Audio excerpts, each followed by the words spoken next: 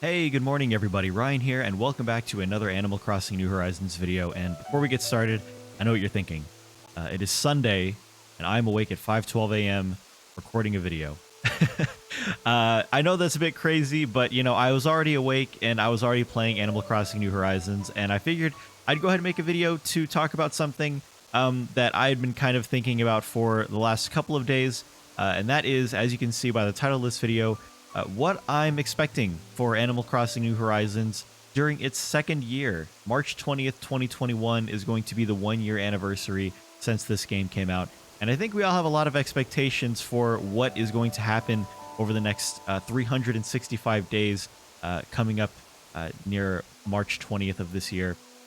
And, especially with Nintendo saying that they plan on updating this game for the next 2 to 3 years. So we've already gone through year one. What can we expect and what can we hope for Animal Crossing New Horizons for year 2? And, will that help shape the future of what year 3 will even look like? So, yeah, let's go ahead and get right into it. We're not really going to be doing much on the island today. We're simply going to be, running around, doing some morning chores, maybe cleaning up a little bit. Yeah, I wanted to kind of get my thoughts out there for everybody. And I would love to know what you all think as well.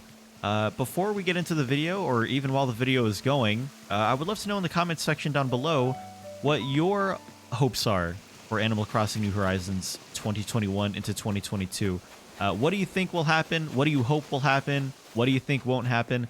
Let me know in the comments section down below.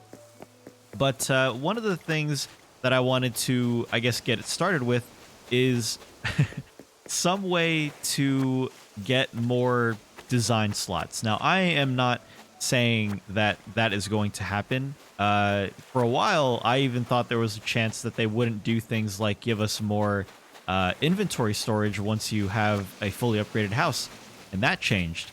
So I don't know how likely it is that they're going to do something like introduce more design slots. And when I say some way to get more design slots, I think it's because a lot of people are expecting things like paid DLC to happen sometime soon. I know that a lot of people would be willing to pay anywhere between, $30 to $60 to have a new island. That way they don't have to flatten or restart their current island or go to the extreme of buying a new Nintendo Switch in order to make something brand new. And I don't think it's out of this realm to say that Animal Crossing players would be willing to pay some amount of money, even close to the cost of a brand new game, if it meant being able to create a new island, have more villagers, be able to expand their creativity, things of that nature. And so, if they introduce a way to get more design slots, whether that be in the form of a $5 to $10 DLC, then I'm all for it, and I know a lot of people would be for it too. Obviously, in this game, we didn't have to do that for more inventory storage. We simply just had to pay a cost in bells.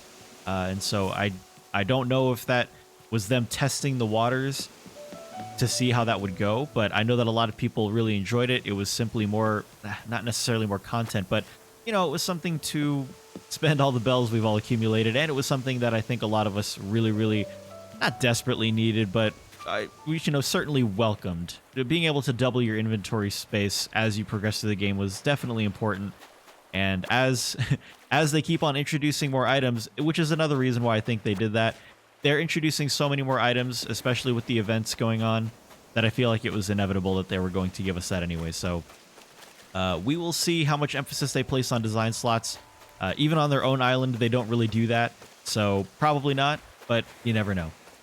The next thing, I guess we'll go straight into the big topic of what I'm hoping for in 2021 for New Horizons. And it's primarily revolving around the events. Now, this first one is quite simple. No overlapping events. When this game first came out, for those that didn't know, there were 2 events happening at the exact same time, starting on April 1st, and they both ended at literally the exact same time. And that was the Cherry Blossom event, where all of your, well, not all of your trees, some of your trees would turn into cherry blossom trees, which would give it that nice pink leaf color. But at the same time, the Bunny Day event was also going on. This was a problem, and I actually made a video about this shortly after the event happened. This was a problem for a couple of reasons. Number one, it made everybody's theme really weird. uh, you know, everybody has these wonderful, beautiful looking cherry blossom trees sprinkling the pink all around their island, and then there's this just bunny, creepy looking bunny NPC standing in the plaza. It didn't really make a lot of sense, and it looked really weird and awkward. But yeah, so you have conflicting event styles happening at the same time. Number two, what this did was the cherry blossoms, they weren't there for aesthetic purposes. They were there for an actual, you know, event. You can shake the, I think you could either shake the cherry blossom trees or pop balloons to get cherry blossom items. I don't think I got all the cherry blossom items whenever they were first around. I know that for one of them for a fact was the, whatever is it? It should be right here. The Cherry Blossom Pond Stone, which is just a variation of the regular Pond Stone, but it required cherry blossom petals in order for you to create. And that was really, really pretty. Again, it goes with the theme of the cherry blossoms being all around. It looks like some of the petals were sitting in a pond stone, which looked great. But then you pop a balloon, and you pop a balloon, and it's a recipe for let me see. It's a recipe for this, a bunny day arch or a bunny day table. So as the first introduction to events into the game, I will say probably not the best way to do it, and a lot of people had a lot of frustrations with the with that in particular. Now, I meme about the bunny day event a lot and how creepy Zipper is and the eggs and stuff like that. But to be honest with you, the main problem I had with it was the fact that it was conflicting with another event. They both should have had their own week. You know, I think if anything, you could have put like Bunny Day or the Bunny Day, you know, event the entire first 2 weeks of April, and then you could have put the cherry blossoms during the last 2 weeks. So yeah, we haven't had any overlapping events since then. But you know, it really depends on whether or not they plan on simply, ooh, that's a 107 bells. Yikes. It really depends on whether or not they plan on recycling the events from last year into this year. Now, to say we plan on keeping the game updated for the next 2 to 3 years, I would hope that that doesn't mean that they're not going to introduce new events into the game. And that brings me to my next expectation and my next hope, and that is just different events in general. Now, I'm not saying that there's anything wrong with the Festival or Turkey Day or Toy Day or things like that, but I think that there's going to be a lot less incentive for us to do those types of events in the future because of the fact that a lot of us, whenever those events happen, we do our best to, you know, get as many of the items as we can as quickly as possible. Obviously, content creators get them a lot faster than the average player for the sake of things like content and stuff like that. But in general, yeah, it's for the average player even, it's not going to be very fruitful for us to essentially have to get the same wedding day events over and over again. You know, not that those events weren't fun, but I would probably feel the disdain of the entire Animal Crossing community from just inside my home if I were to see that the wedding day event was coming back again with no other plans for any events. Now, will there be something else that takes up that slot? I don't think so. I don't know, maybe not. Since most of the events that they introduced into this game, and you know, in most Animal Crossing games, they introduce based on what happens in real life, and so it's hard to say. But in general, I would just like new events. Have something new to do. Give me a reason. Give all of us a reason to come back and do something different. With different events comes the idea of different NPCs. And, you know, I'm not just talking about Brewster. I know that Brewster is the NPC that a lot of people have basically been, you know, chanting for the last few months. I think even since the beginning of the game, a lot of people really emphasized their desire for Brewster to come into the game. And I'm not talking about Brewster. Of course, I'm on the Brewster train. I would love to see him in some sort of cafe, whether that be in the museum or just, I guess, you know, in his own shop that we'd have to make room for all of a sudden. But, you know, I would certainly love to see him. But, you know, in that same vein, I would love to see any new NPCs whatsoever. This is something I've talked about before, and, you know, I'm going to keep talking. I'm going to keep basically saying it this way until it changes. This game inherently is different from previous Animal Crossing games in that it didn't place a lot of emphasis on the interactions with villagers or NPCs.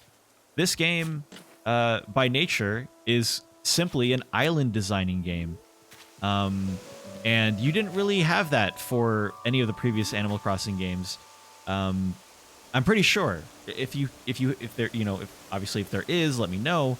But my expectation for this was, you know, I don't really know what I expected for New Horizons, but from previous Animal Crossing games, I expected a lot of different interactions with villagers. You know, I expected everyone to be pertinent in some sort of fashion with their personality and things like that. And I'm not really getting that here, unfortunately.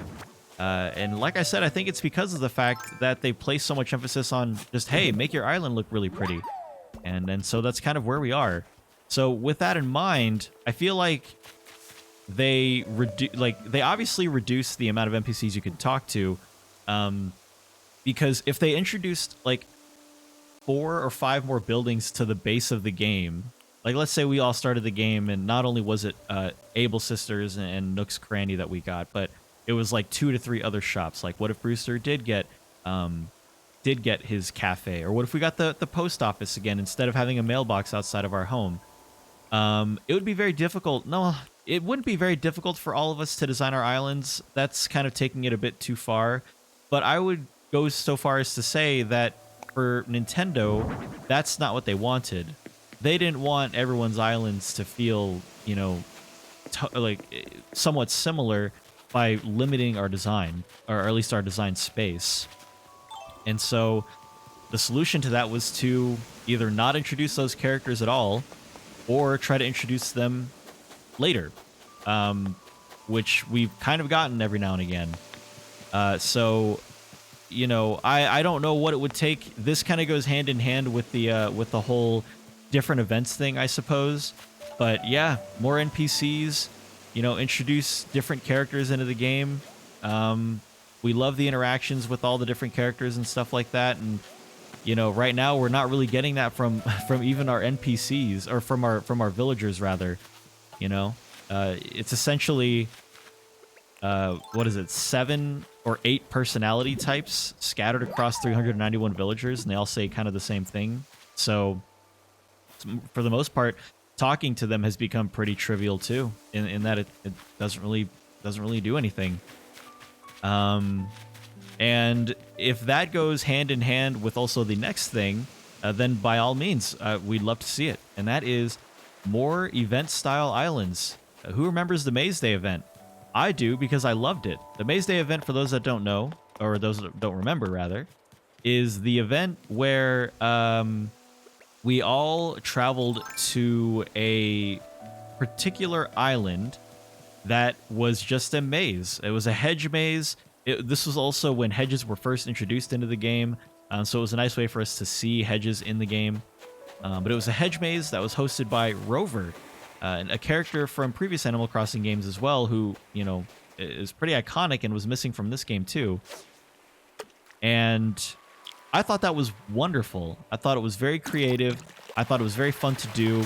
And I'm so sad that that particular island and that particular style of island, or event rather, was limited to just that one time.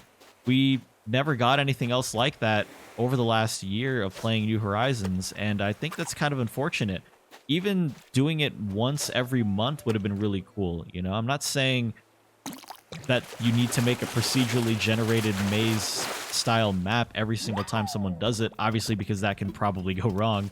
But I think that would give something, you know, that would give people something to do, right? Like, even if a procedurally generated map of a maze ended up going wrong, it would give us something to do with our Nook Miles tickets. It would give us something to do with our Nook Miles, to be able to spend them on tickets to go to this one maze event, and I don't know what you would get at the end of it, whether it be like an abundance of supplies or something like that. Dang it.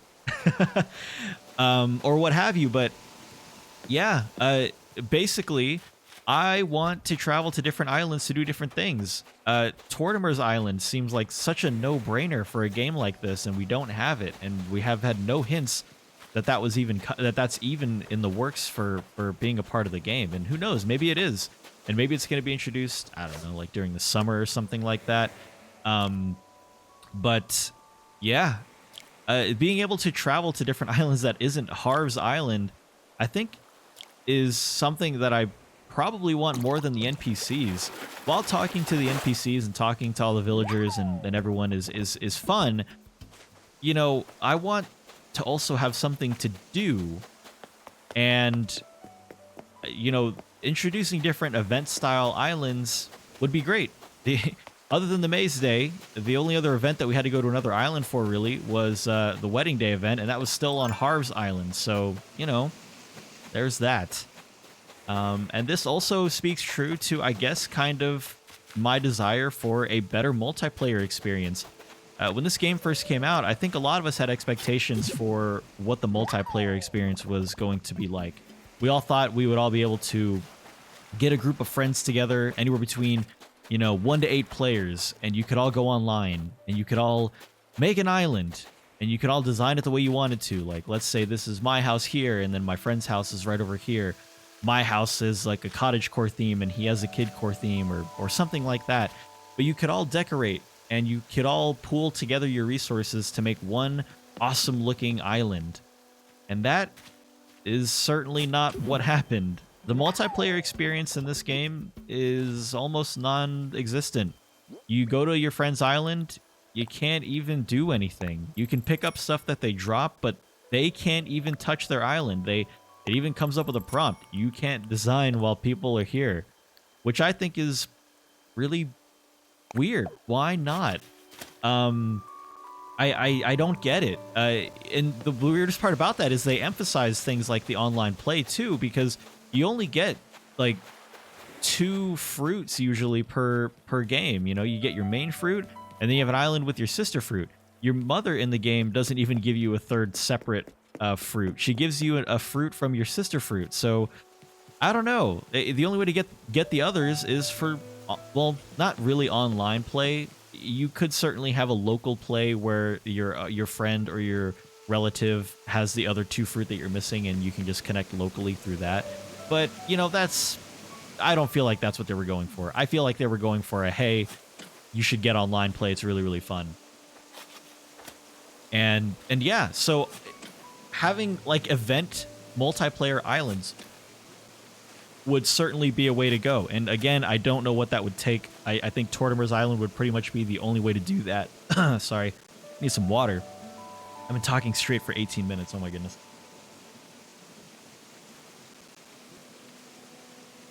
Okay. Sorry about that. I think Tortimer's Island would be the only way to do that at this point, unless they're coming up with some way to be innovative and do something different. But right now, I think that's the best you got. And I think, you know, we're all screaming for that. We're all screaming for something to do with our friends. You know, I'm not going to go into it, but obviously this game came out at an important time in 2020 for a lot of us. It helped distract us from everything going on. And in a time when we couldn't really...